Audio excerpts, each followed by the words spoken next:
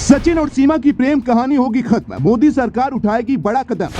पाक से सीमा हैदर को वापस करने के लिए पीएम मोदी को आया संदेश, पीएम मोदी ने भी दिया ये आदेश।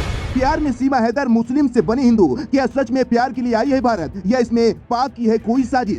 भारत में अवैध रूप से रह रही सीमा गुलाम हैदर और उसे अवैध तरीके से शरण देने वाले उसके प्रेमी पर कानून की नजर टेढ़ी है। पकड़े जाने की सूचना मिलने पर दोनों ने भागने की कोशिश की थी, लेकिन पुलिस ने उन्हें गिरफ्तार कर कोर्ट में पेश किया और कोर्ट ने उन्हें पता न बदलने की शर्त पर दोनों को जमानत दे दी। लेकिन दोनों की मुश्किलें यहीं खत्म नहीं होती, क्योंकि कानून के मुताबिक सीमा हैदर भारत में नहीं रह सकती, लेकिन सीमा जिद पर अड़ी है कि वह भारत में ही रहेगी। लेकिन आज आपको हम बताएंगे कि कैसे सीमा भारत में नहीं रह पाएगी, क्योंकि अब इस प्रेम कहानी में बहुत बड़ा मोड़ आ गया है। खुफिया एजेंसियां और भारत सरकार भी इसकी जांच में जुटी है कि आखिर सीमा हैदर की सच्चाई क्या है। एक फाइल पीएम मोदी और गृह मंत्री अमित शाह के पास भी भेज दी गई है। लेकिन भारत आने के बाद सीमा हैदर जैसे ही मुस्लिम से हिंदू बनी, पाकिस्तान ने कुछ ऐसा कर दिया कि खुद पीएम मोदी को सामने आना पड़ा। क्या सीमा और सचिन की प्रेम कहानी यहीं खत्म हो जाएगी?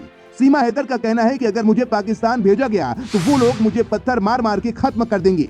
पीएम मोदी अब क्या करेंगे? उससे पहले आपको बता दें कि आखिर 30 साल की सीमा हैदर और हिंदुस्तानी 22 साल के सचिन से कैसे प्यार हुआ और वह भारत कैसे आई। हालांकि सीमा हैदर प्यार में सरहद पार कर भारत आई है या फिर कोई जासूस है, इस बात की अभी तक पुष्टि नहीं हो पाई है, क्योंकि पाकिस्तानी खुफिया एजेंसी आईएसआई रोज भारत को अस्थिर करने के लिए नए तरीके अपनाता है। तो हो सकता है कि सीमा को भी प्यार की कहानी गढ़कर प्लांट किया गया हो। हालांकि सीमा क्या है क्या नहीं है वह जांच एजेंसियों का काम है और वो जांच चल रही है। लेकिन सीमा का सरहद पार का कनेक्शन सुर्खियों पे है। सीमा सचिन के मुताबिक वो 3 साल से प्यार में है, लेकिन जांच एजेंसियों ने इन दावों के सबूत टटोलने में लगी है। सीमा हैदर 4 बच्चों को लेकर भारत आ गई है, लेकिन क्या यहाँ पर रह पाएगी? क्योंकि वह सिर्फ प्यार को जान रही है, कानून को वो नहीं जान रही है। सीमा भारत में आ गई है, लेकिन रहना बहुत मुश्किल का काम है, क्योंकि वह अवैध तरीके से भारत में घुसी है। बिना वीजा के वह भारत में आई है और सबसे बड़ी बात यह है कि वो दुश्मन देश से आई है। अब आप सुनिए कि सीमा भारत में क्यों नहीं रह सकती। सीमा हैदर अवैध तरीके से भारत में घुसी है तो कानून उसे घुसपैठियों की तरह देखेगा।